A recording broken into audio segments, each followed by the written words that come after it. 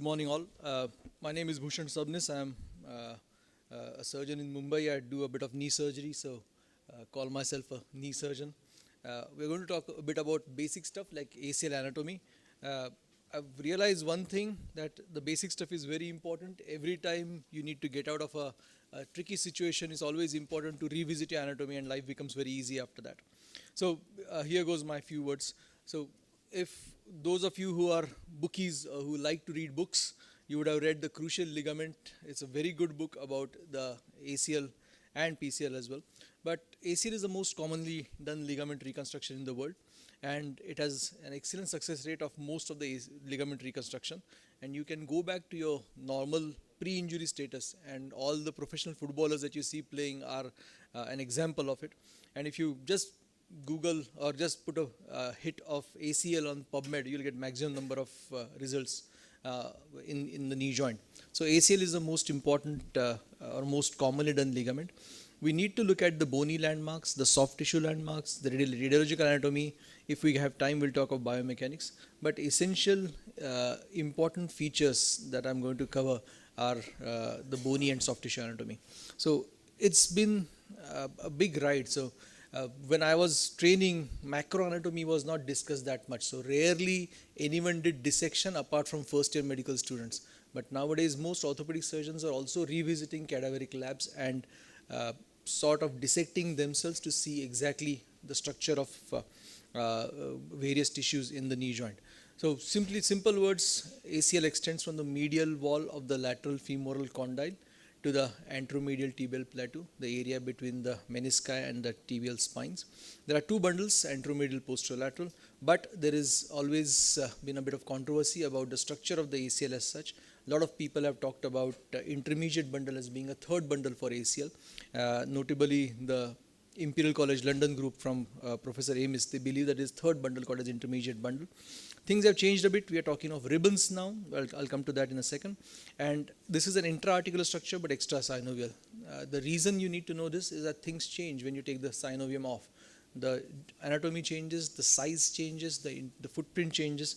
So the synovium makes it quite firm or shrinks a bit the insertion.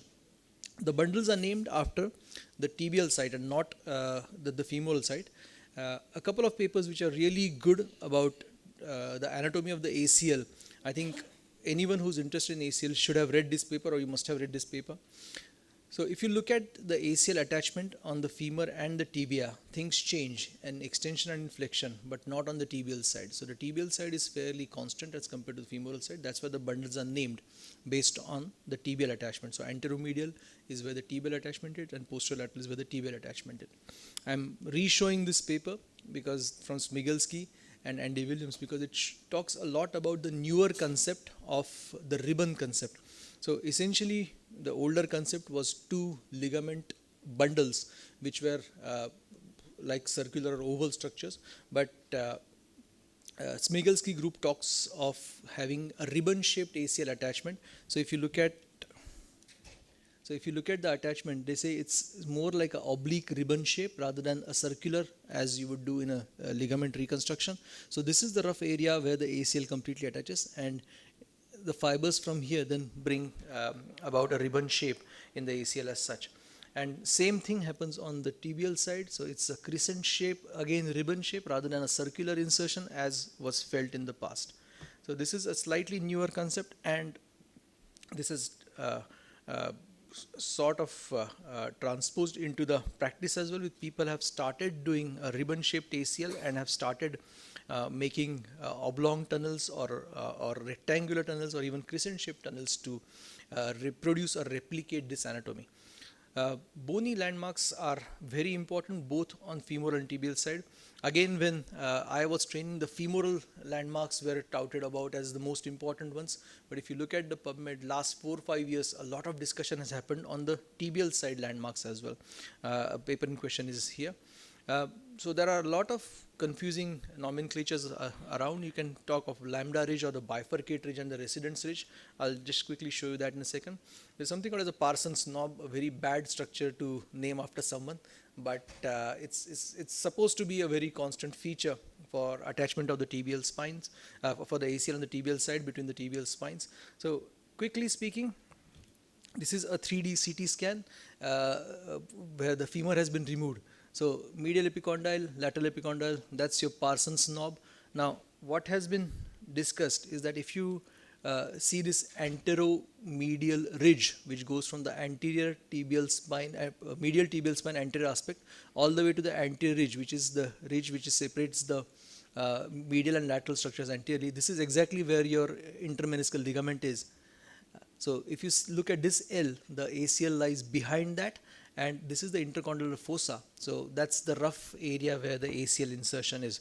So gone are the days where you sort of thought that just make a tunnel between the two tibial spines and that's the right entry point for you. On the femoral side, these are the ridges. I think most of you know this. This is the so-called lateral intercondylar ridge and the lateral bifurcate ridge. So the front of this is also called as residence ridge. The reason that it's called residence ridge is because most young surgeons who are residents tend to do a tunnel here which is too anterior. So the AM bundle is too far deep and PL bundle is slightly anterior to the AM bundle beyond the bifurcate ridge. So these bony landmarks are seen quite a few times. Whether it's important to actually delineate and find them or dissect them during surgery is a debatable issue. We'll come to that in a few seconds. Now, again, radiological anatomy has become a very popular subject in last 5 years. So if you look at the new high resolution 3 Tesla MRIs and a 3-dimensional CT images, you can actually see the whole of your ACL PCL insertion really well. I'm re-showing the same image, but that's your Parsons knob, that's the intermedial ridge, and these are the spines. So you can get a good volumetric analysis of where your ACL insertion is. Now, this is a very interesting way in which you can actually find, based on the MRI, you can actually make a model of your ACL insertion. So the anteromedial bundle forms a crescent shape on the medial side, which goes all the way to the medial tibial spine. But the posterolateral bundle does not go to the lateral tibial spine. It stops short of it, and it is well covered by the anteromedial bundle. And of importance to remember is that part of the AM and PL bundle is covering the anterior horn of lateral meniscus. So when you're making your tunnel, it's very easy to damage the anterior horn of lateral meniscus. So you have to be careful without damaging the lateral horn, anterior horn lateral meniscus. You need to make your tunnel on the lateral side, on the tibial side, I mean. Again, if you zoom in on your images on the MRI, you can see the small bare area which is on the back of the ACL. So it just shows that the ACL does not attach to the lateral tibial spine. I know these are very fine points, but as you start doing more and more ACLs, you'll realize that this makes sense. When you are making your tunnel, you realize that there's a good bare area on the lateral side. So when you're making your tibial tunnel, do not go beyond the lateral tibial spine. Do not violate the lateral tibial spine. You need to draw your lines, imagine the lines between the, I'm running short, okay. So that's how the image looks when you're doing an arthroscopy. I just want all of you to turn your head around to see how it looks in flexion. So it just changes completely in flexion.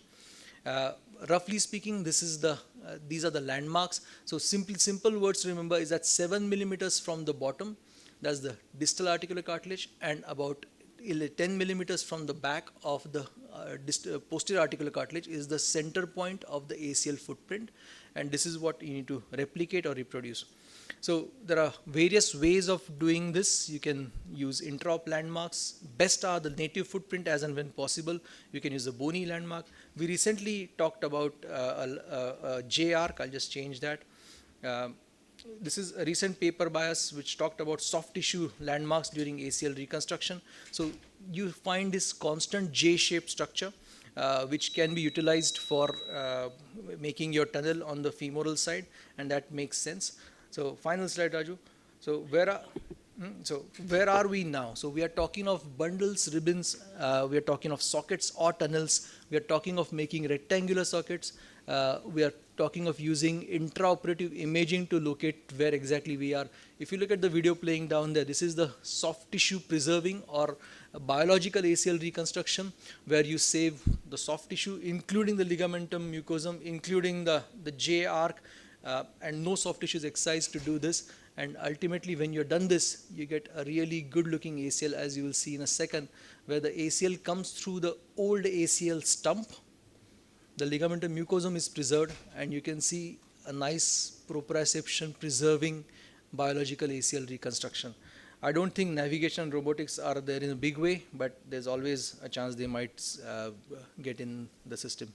So hope that made sense. What makes sense to me is a combination of using soft tissue and bony landmarks along with biological stump preserving ACLR. Thank you.